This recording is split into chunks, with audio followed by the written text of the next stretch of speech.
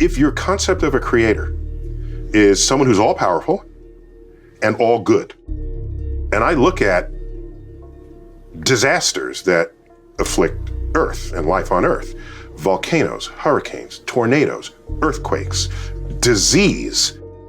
You look at this list of ways that life is made miserable on Earth by natural causes.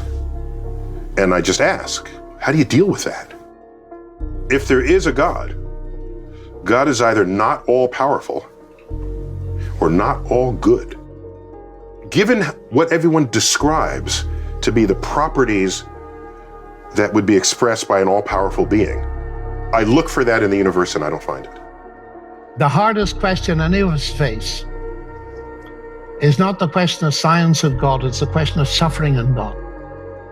We're faced with awful questions in our contemporary world. There are two kinds of suffering. There's moral evil, the bad things people do to one another. And there's pain, cancers, tsunamis, earthquakes, and so on. I understand people have become atheists because of suffering. I've been to Auschwitz many times and I've wept every time. We've all asked the question, surely if there's a good God who's all powerful, there'd be no evil. So he can't be good or he can't be powerful. You've all heard that, haven't you? We're faced with beauty and barbed wire in our world. Or beauty and bombs. It's a mixed picture. That's our problem. And any explanations that don't face that just don't wash. They don't work. So how do we cope with beauty and bombs?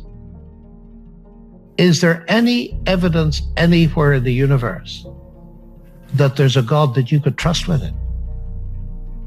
Now that's a big question, ladies and gentlemen. I believe there is. See, at the heart of Christianity is not only a resurrection, but a cross. Now come with me. You might find this difficult, but I often say to audiences, look, at least listen to what Christianity says before you reject it. Like I listen and spent my life listening to atheists and Hindus and so on and so forth, arguing their case. At least listen. The claim is that the man on the cross was God incarnate. That's a colossal claim. What's God doing on a cross? Well, at the very least, and I've often sat beside people who are suffering intensely, and some of you may be right now,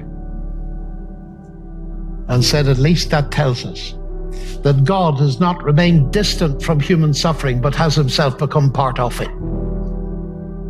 That's a window, ladies and gentlemen. That's a window, but it opens. Because if that were the end of the story, there'd be nothing more to be said. But the resurrection now tells us that death is not the end. And when the early Christian apostles went out into the world and preached the resurrection, one of the main points they made was it guarantees there's going to be a final judgment. That's a marvelous thing. Not only does the cross mean that God has drawn near to us in our suffering, it's much deeper than that. If Christianity is true, Christ took upon himself all those things that cause suffering. You know, so often at these meetings in science, people say at the end, and I'm finishing with this, they say, you know, you're a scientist. Aren't you an idiot, really? Because sitting there talking about Christianity, Christianity is not testable. Who told you that? Christianity is testable, ladies and gentlemen. I have seen again and again and again and again and again transformation in life. And when you see 2 and 2 make 4 thousands of times, you begin to believe that 2 and 2 make 4. What's it got to do with? It's got to do with Christ.